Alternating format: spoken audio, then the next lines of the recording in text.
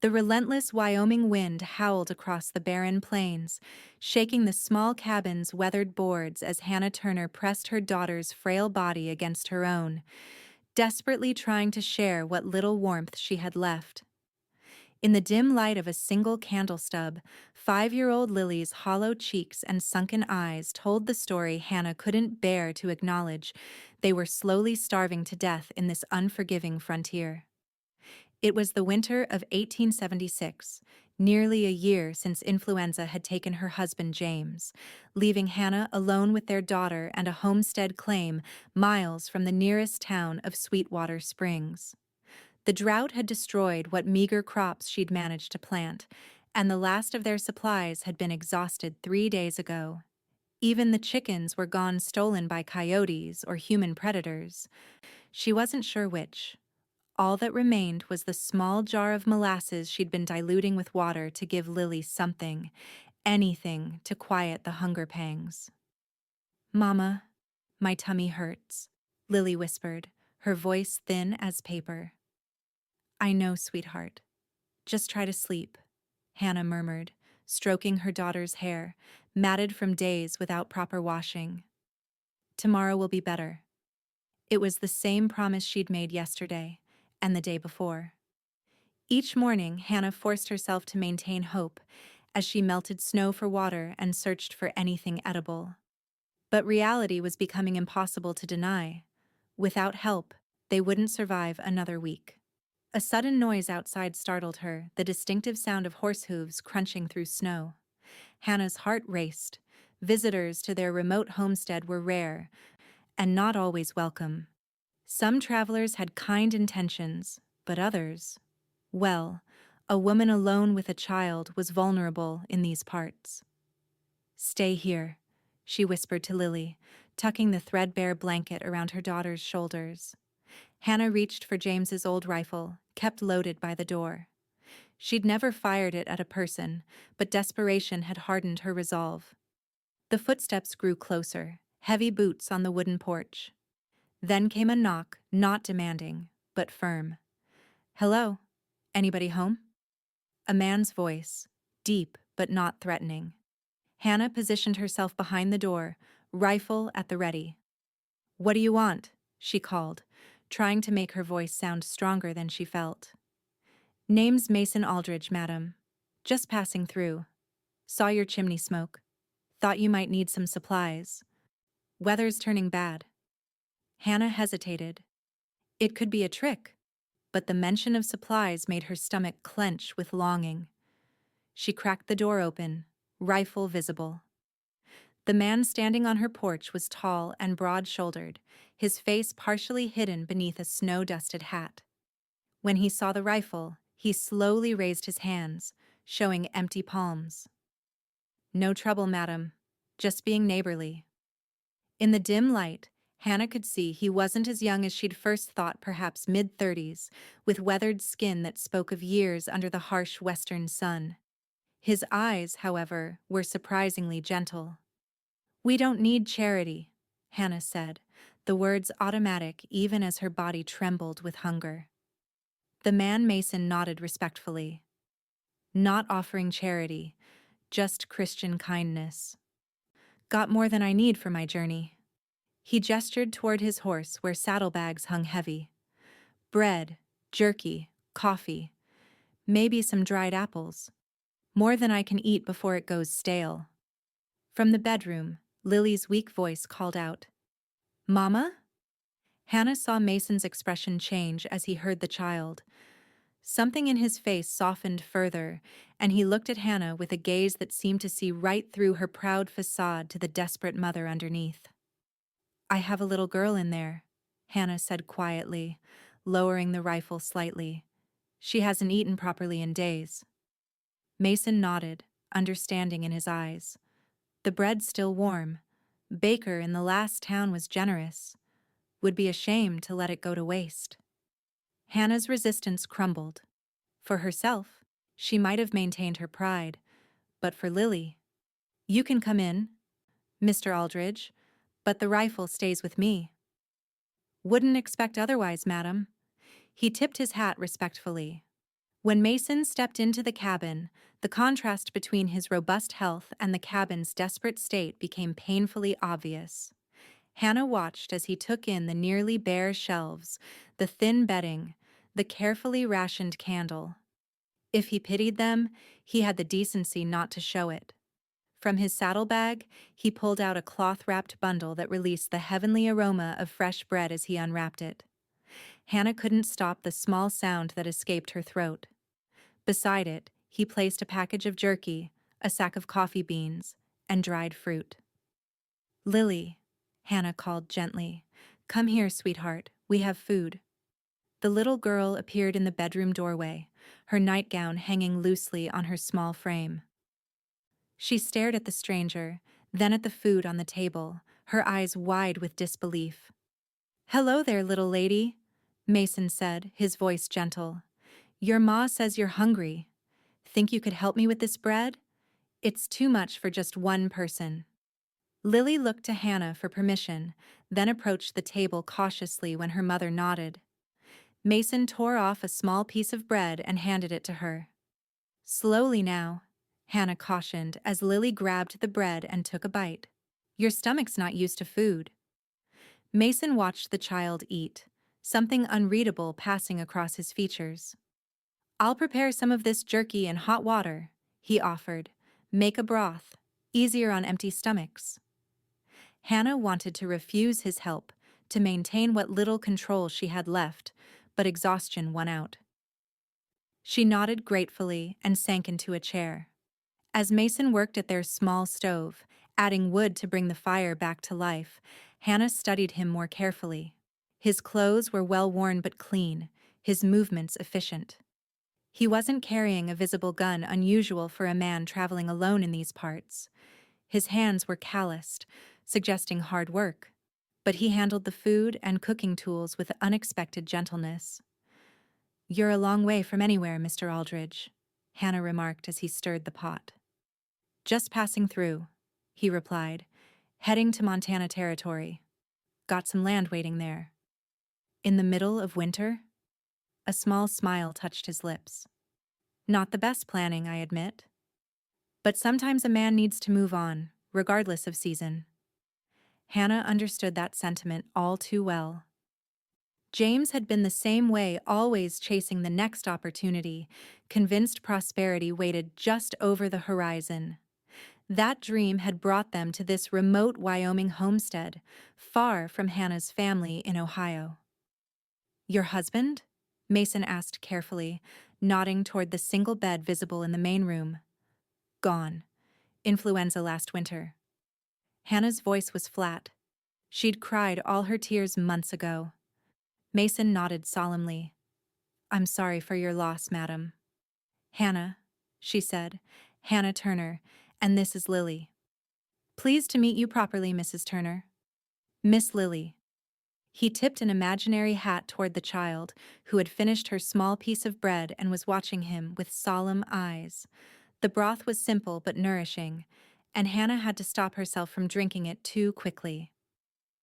Lily's cheeks gained a hint of color as she sipped from her bowl.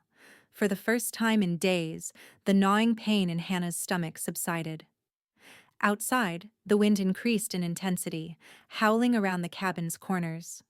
Mason went to the window, peering out at the rapidly accumulating snow. "Storm's getting worse," he observed. "If you don't mind, Mrs. Turner, I think I'd better stable my horse in your lean-to and wait it out. Wouldn't be safe to travel in this." Hannah hesitated. Having a stranger stay the night wasn't proper, but turning him out into a blizzard after he'd brought them food would be cruel. Besides, the storm gave her an excuse to accept more of his help without feeling like she was taking charity. "You can sleep near the stove," she said finally.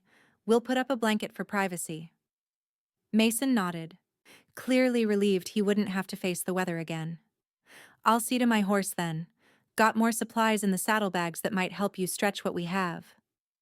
After Mason went outside, Lily tugged at Hannah's skirt. "Mama, is the man an angel? Like in your Bible stories?" Hannah smiled tiredly, stroking her daughter's hair. "No, sweetheart. Just a kind traveler." But he brought bread when we were hungry. Like the ravens brought bread to Elijah. That's true, Hannah conceded. God works in mysterious ways. By the time Mason returned, stomping snow from his boots, Hannah had cleared a space near the stove and hung a blanket from the ceiling to create a makeshift sleeping area. The cabin was small enough that the stove's heat reached most corners, but the area nearest the fire was certainly the warmest. Mason added his bedroll to the space and brought in more of his supplies: coffee, sugar, a small sack of beans, and more dried meat. Hannah watched him organize everything, noting how he made no grand gestures of his generosity, simply setting the items on the table as if their sharing was the most natural thing in the world. "You're well stocked for a traveler," Hannah observed, suspicion briefly flaring. Mason looked up, reading her expression. "Was heading to stake a claim. Planned to have enough to last until I could hunt and plant. Don't worry, Mrs. Turner, I'm not a thief or worse. Just a man looking for a fresh start." Hannah nodded, embarrassed by her transparent suspicion. "We're grateful for your help, Mr. Aldridge. Truly." That night, after Lily had fallen asleep with a fuller stomach than she'd had in weeks, Hannah sat by the fire with Mason speaking in hushed tones. "What will you do when spring comes?" he asked. Hannah stared into the flames. "Try to plant again. Hope for better weather. Pray." "Alone? It's hard country for a woman and child." Her spine stiffened. "Women across this territory are doing just that. We manage." "No disrespect intended," Mason said quickly.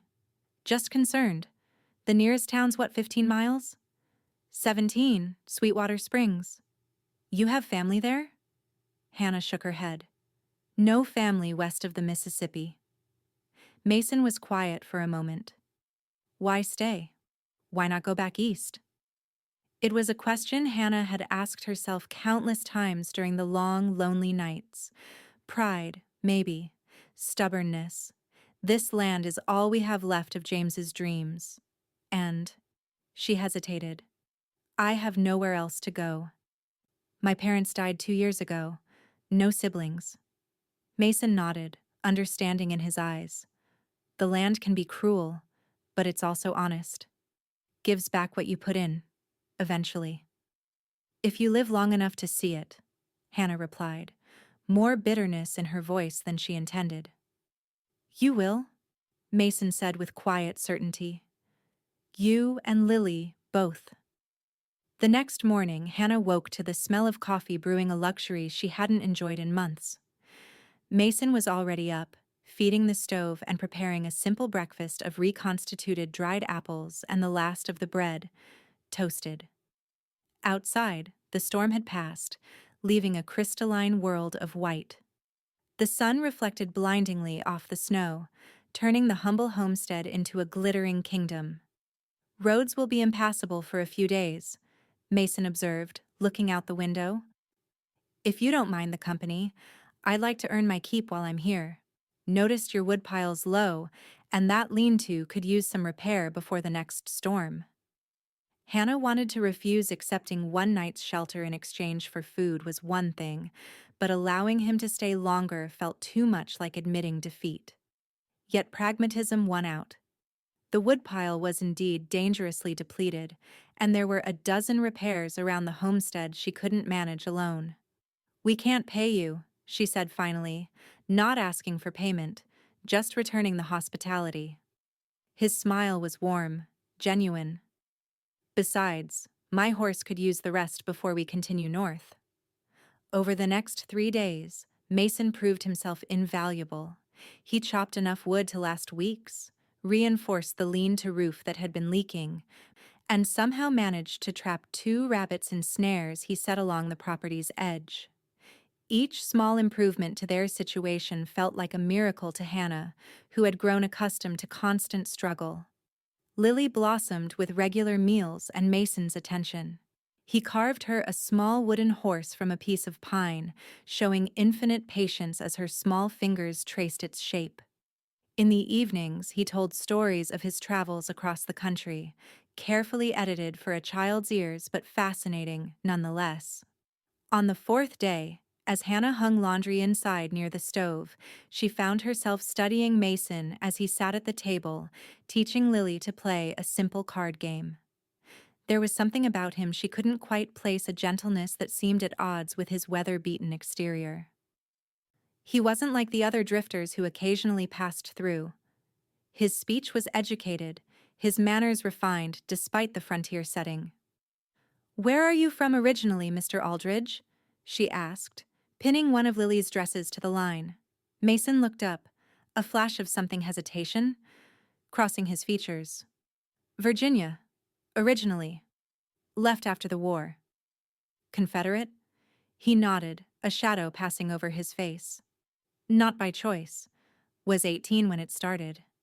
But I wore the gray. Yes." Hannah appreciated his honesty. Many former Confederates hid their past when traveling through Union-sympathizing territories. James was Union. Ohio Volunteers. "Good men on both sides," Mason said diplomatically. "And fools on both sides, too." "And after the war?" Hannah pressed, curious about the years that had etched lines around his eyes. "Tried ranching in Texas, then some mining in Colorado." His tone suggested there was more to the story, but he didn't elaborate. "What about you? Before Wyoming?" "Cincinnati. My father was a printer. I taught school before marrying James." She smiled faintly. "Never imagined I'd end up here." "Life rarely takes us where we expect," Mason agreed. That evening, after Lily was asleep, Hannah found herself sharing more of her story with Mason as they sat by the fire. She told him about meeting James at a church social, his dreams of Western land and prosperity, the difficult journey west. She found herself describing James's death, how quickly the illness had taken him, how unprepared she'd been to handle everything alone. "The neighbors helped at first," she explained. "The Hendersons about 5 miles east. But they left in autumn. Couldn't make the land pay either." "It's hard country," Mason acknowledged. "Takes time to learn its ways." "Time we may not have," Hannah admitted, voicing her deepest fear. "Without James's strength. If you hadn't come when you did." She couldn't finish the sentence. Mason was quiet for a long moment, staring into the fire. "Mrs. Turner, Hannah, I've been thinking. The roads are clear enough now, but there's more winter ahead. Would you consider coming to town with me tomorrow? Get some proper supplies? I have some money set aside." "I can't accept that," Hannah said automatically. "Not giving it to you," Mason clarified. "Lending it. You can repay me when your fortunes improve."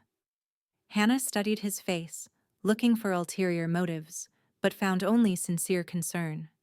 Still, her pride rebelled. "We've survived this long." "Surviving isn't living," Mason said quietly. "And that little girl deserves more than just survival." The truth of his words hit Hannah hard. She'd been so focused on simply making it through each day that she'd lost sight of what kind of life she was providing for Lily. The isolation, the constant hunger, the fear, was that any kind of childhood? "All right," she agreed finally. "We'll go to town tomorrow." The journey to Sweetwater Springs was slow but steady. Mason had cleared the worst snowdrifts from around the homestead, and the main road, while rough, was navigable. Hannah sat on the wagon bench beside him, Lily wrapped warmly between them. The girl's excitement at the expedition was obvious. It had been months since she'd seen anyone besides her mother. Sweetwater Springs was a small but growing settlement, a main street lined with essential businesses, a church, a school, and scattered houses. As they pulled up in front of the general store, Hannah felt painfully aware of her worn dress and shabby coat. It had been so long since she'd been among people. Mason seemed to sense her discomfort. "Why don't I take Lily for some candy while you get what you need?" he suggested, pressing some money into her hand. "Meet you back here in an hour?" Grateful for his tact, Hannah nodded. Inside the store, she carefully selected necessities: flour, sugar, coffee, beans, salt, matches. The storekeeper, Mr. Patterson, raised his eyebrows at her appearance, but made no comment as he totaled her purchases. "Heard you were still out at the Turner place," he remarked as he wrapped her items. "Most folks thought you'd gone back east after James passed." "We're managing," Hannah said stiffly. "Good to hear." He hesitated. "Church lady's been asking after you. Miss Davies at the school, too, said to tell you they're still looking for a teacher's assistant if you're ever interested." Hannah's heart jumped at this information. She hadn't known about a teaching position. "Thank you for telling me." After finishing her shopping, Hannah walked down the street to the school, a modest building that also served as a meeting hall. Miss Davies, a spinster in her 40s who had come west specifically to establish frontier schools, greeted her warmly. "Mrs. Turner, what a pleasant surprise. We've been concerned about you and little Lily out there all alone." "It's been challenging," Hannah admitted. "Mr. Patterson mentioned you might need assistance?" "Indeed we do. Enrollment has increased to 28 students, ages 6 to 16. Too many for one teacher to manage effectively." Miss Davies studied Hannah. "You have experience, I recall? From Ohio?" "3 years teaching before I married." "Perfect. The position pays $15 monthly, not princely, but steady. We could arrange housing in town if the commute would be problematic." Hannah's mind raced. $15 monthly would mean security, food, community. But it would also mean abandoning James's homestead, his dream, their land. "Could I let you know tomorrow? I need to consider some things." "Of course. The position remains open until filled." When Hannah rejoined Mason and Lily outside the general store, her daughter was happily sucking on a peppermint stick, cheeks flushed with excitement. "Mr. Mason bought me candy, Mama, and we saw horses and a real Indian, and the sheriff has a star on his chest." Hannah smiled at her daughter's enthusiasm. "That sounds wonderful, sweetheart." Mason loaded their purchases into the wagon, adding a few items he'd bought himself, including, Hannah noticed, a small doll for Lily. The child clutched it reverently, running her fingers over its porcelain face. "You shouldn't have," Hannah murmured to Mason as Lily showed her new treasure to a passing child. "Small things bring big joy," he replied simply. "She deserves some happiness." On the ride home, Hannah told Mason about the teaching opportunity. It would mean moving to town, though, leaving the homestead. Mason was quiet for a moment, eyes on the road ahead. "Land will still be there. Could work it in summer, perhaps. Or hire help once you're established. Or sell it," Hannah said, the words feeling like betrayal even as she spoke them. "Start fresh." "That's a possibility, too." Mason glanced at her. "What does your heart tell you?" Hannah looked out at the snow-covered plains, the distant mountains. This harsh, beautiful country had taken so much from her husband, her security, nearly her daughter's life. Yet something in her resisted the idea of surrendering to its demands. "I don't know yet," she admitted. "It was James's dream, not mine. I followed him here because I loved him, not because I loved Wyoming territory. And now?" She sighed. "Now I need to think about what's best for Lily and myself." That evening, after they returned to the homestead and Lily was asleep, exhausted from the excitement of the day, Hannah found herself sitting beside Mason on the porch, despite the cold. The night was clear, stars brilliant in the black sky, the snow-covered landscape ghostly in the moonlight.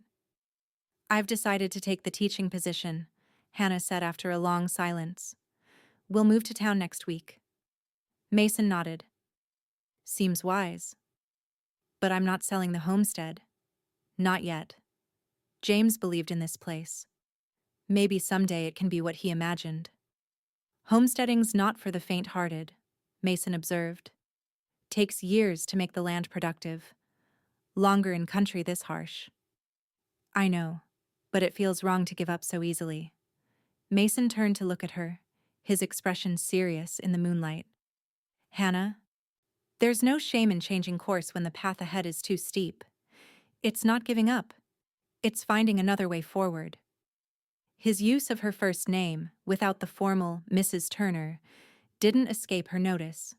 Somehow, in just these few days, this stranger had become something more: a friend, a confidant. "What about you?" she asked. "Will you continue to Montana?" Mason was quiet for a long moment. "I'm not sure anymore. Been wandering a long time, looking for something I'm not sure exists." "What's that?" "Peace, maybe. Purpose." He looked out at the dark landscape. Spent years after the war trying to outrun memories. Moving on whenever things got too comfortable, too real. Hannah understood suddenly why he'd been so well prepared, why he'd had supplies enough for a family. This wasn't his first winter journey. This was a pattern: constant motion, avoiding connection. "And now?" she asked softly. Mason turned to her, his eyes reflecting the starlight. "Now I'm wondering if maybe I've been running from the wrong things." The moment stretched between them, filled with unspoken possibilities. Hannah felt a flutter in her chest that had nothing to do with the cold. It had been so long since she'd thought of herself as anything but Lily's mother, James's widow. The realization that she was still a woman, with a woman's feelings, struck her with surprising force. "It's late," she said finally, breaking the tension. "We should go inside." Mason nodded, respecting her retreat. "Big day tomorrow. Need to get that wagon wheel fixed before you can move your things to town." The next few days passed in a flurry of activity. Hannah sorted through their meager possessions, deciding what to take to town and what could remain at the homestead. Mason repaired the wagon, chopped more wood to leave stacked at the cabin, and helped Hannah pack crates of household items. Lily, sensing the imminent change, alternated between excitement about moving to town and anxiety about leaving the only home she remembered. "Will Papa's things stay here?" she asked, as Hannah carefully wrapped James's pocket watch to take with them. "Some will stay, some will come with us," Hannah explained, "but we'll visit here often. This is still our land." "Will Mr. Mason come with us to town?" Lily's innocent question caught Hannah off guard. "No, sweetheart. Mr. Mason has his own journey to continue." Lily's face fell. "But I like him." "He makes you smile again." Hannah felt heat rise to her cheeks. Had her daughter noticed the subtle shift in her feelings toward their guest? "Mr. Mason has been very kind to help us," she said carefully. "But he has his own plans." The night before they were to move to town, Hannah found Mason outside, securing the lean-to doors against the wind. In the week since he'd arrived with bread for her starving child, the homestead had been transformed, repairs completed, wood stacked, even a new pump handle installed at the well. "I can never repay you for all this," Hannah said, hugging her shawl against the evening chill. Mason straightened, brushing dust from his hands. "No payment necessary, just glad to help." "Will you leave tomorrow? For Montana?" He hesitated, something unreadable crossing his features. "Actually, I've been thinking about that. Sweetwater Springs seems like it could use a good carpenter. Noticed several buildings in need of repair when we were in town." Hannah's heart quickened. "You're considering staying?" "Maybe for a while. Winter's no time to be starting a homestead claim anyway. Might make sense to earn some money, get to know the territory better before committing." They both knew he was offering more than practical reasoning. The connection that had grown between them over these days wasn't something either could easily dismiss. "The boarding house in town has rooms," Hannah suggested. "Affordable for a working man?" Mason nodded, a small smile touching his lips. "Convenient to the school too, I'd imagine." The implications hung between them: proximity, possibility, time to discover if this unexpected connection could grow into something more. "Lily would be pleased," Hannah said carefully. "She's grown quite attached to you." "Just Lily?" The question was gentle, giving her space to retreat if she chose. Hannah looked up at him, allowing herself to acknowledge the feelings she'd been trying to suppress. No, not just Lily. Mason stepped closer, his expression serious. Hannah, I need you to know something. I came west looking for a fresh start, but I wasn't running from the law or a bad reputation. Just from myself, my memories. What happened during the war? After, it changes a man. We've all been changed by loss, Hannah said softly. James's death. This difficult year, I'm not the same woman who came west with stars in her eyes. That's just it, Mason replied. We're both shaped by our pasts, but not defined by them. Being here, with you and Lily, it's reminded me there's more to life than just moving on. Hannah felt tears threatening. After months of crushing loneliness and fear, his words were almost too much to bear. We barely know each other, she whispered. True, he acknowledged. But I'd like the chance to change that. Properly. Slowly. If you're willing. The next morning dawned clear and cold. Hannah and Lily's belongings were packed in the wagon, the cabin secured for their absence. As Mason helped Lily climb onto the wagon bench, the little girl suddenly remembered something. My horse! The wooden one you made me! She scrambled back down, rushing into the cabin to retrieve the toy. Left alone for a moment, Hannah and Mason stood beside the wagon. Are you sure about this? She asked. Staying in Sweetwater Springs? More sure than I've been about anything in years, he replied. His hand found hers, warm and steady. Whatever comes next, Hannah, you won't face it alone. Not unless you want to. Lily returned, clutching her wooden horse triumphantly, and they began the journey to town not as desperate survivors, but as people with hope for the future. Their arrival in Sweetwater Springs caused a small stir. The widow Turner, returning with a strange man and all her possessions, generated inevitable gossip. But Hannah found she cared less than she might have expected. Miss Davies welcomed her warmly to the school, helping her settle into the small attached apartment that came with the teaching assistant position. Mason found work immediately, his carpentry skills in high demand in the growing town. He took a room at the boarding house 3 streets away, close enough for convenient visits, but far enough to maintain propriety. In the evenings, he often joined Hannah and Lily for supper, bringing small gifts, a book for Hannah, carved animals to join Lily's wooden horse, fresh bread from the town bakery. The memory of those hungry days at the homestead faded as their new life took shape. Hannah found joy in teaching again, while Lily thrived with regular meals and the companionship of other children. On Sundays, they attended church together, gradually becoming part of the community's fabric. As winter yielded to spring, Hannah and Mason began making weekend trips to the homestead, assessing what might be planted, what repairs were still needed. Their relationship deepened with each passing week, conversations revealing shared values, similar humor, complementary dreams. One April evening, as they sat on the school apartment's small porch watching Lily play with friends in the yard, Mason took Hannah's hand. I've been thinking about the future, he began. Hannah smiled. That's a change from the drifter I met in January. You've changed me, he said simply. You and Lily, both. And you saved us, Hannah replied.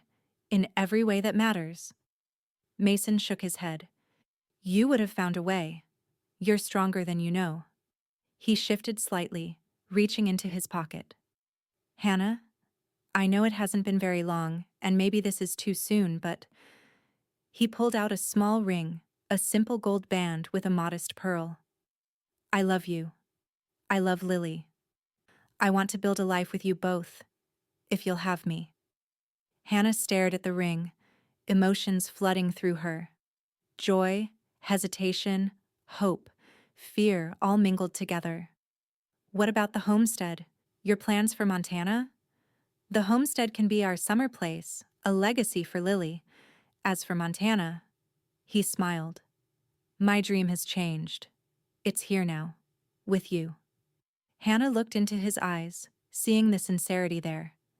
In just 3 months, this man had transformed from a stranger bearing bread to the center of her hopes for the future. It seemed impossible, yet utterly right.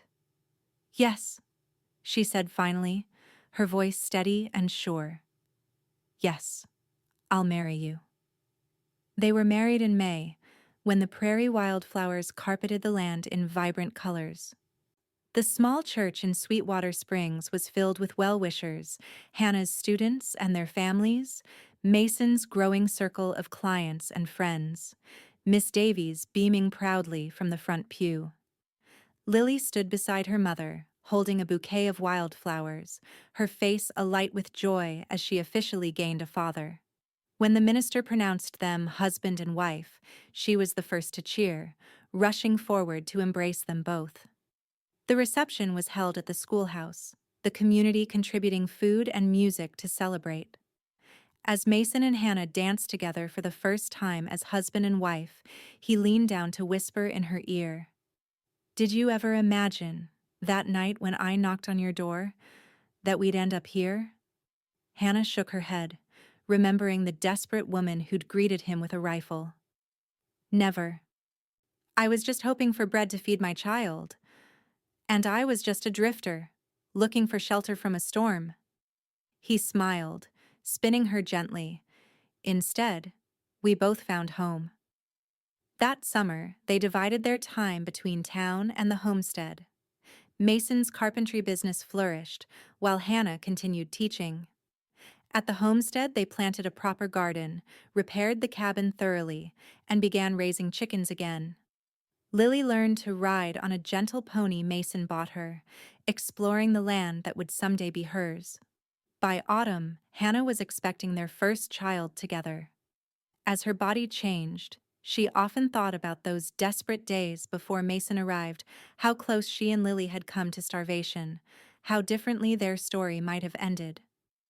"What are you thinking about?" Mason asked one evening, finding her staring thoughtfully out the window of their townhouse, her hands resting on her growing belly. "About bread," she said simply, "and how sometimes what seems like the end is really just the beginning." He came to stand behind her, wrapping his arms around her, his hands covering hers over their unborn child. "I'm grateful every day that I saw the smoke from your chimney." "As am I," Hannah whispered, leaning back against him. "As am I." The following spring, Hannah gave birth to a healthy boy they named James Mason Aldridge, honoring both the past and the present. Lily, now 7, took her role as big sister seriously, helping Hannah whenever she could. By the child's first birthday, they had established a comfortable rhythm winters in town, where Mason's carpentry business continued to grow and Hannah taught part-time. Summers at the homestead, which slowly transformed under their care from a desperate holding to a productive small farm.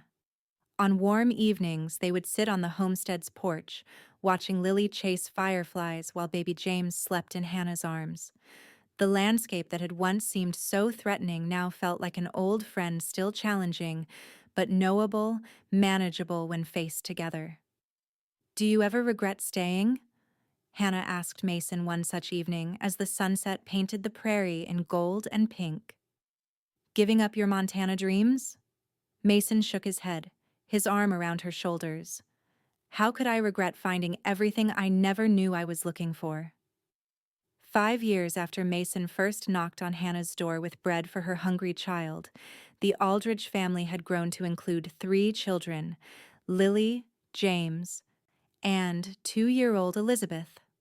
Their homestead had expanded, with proper outbuildings, a small orchard beginning to bear fruit, and cattle grazing in fenced pastures.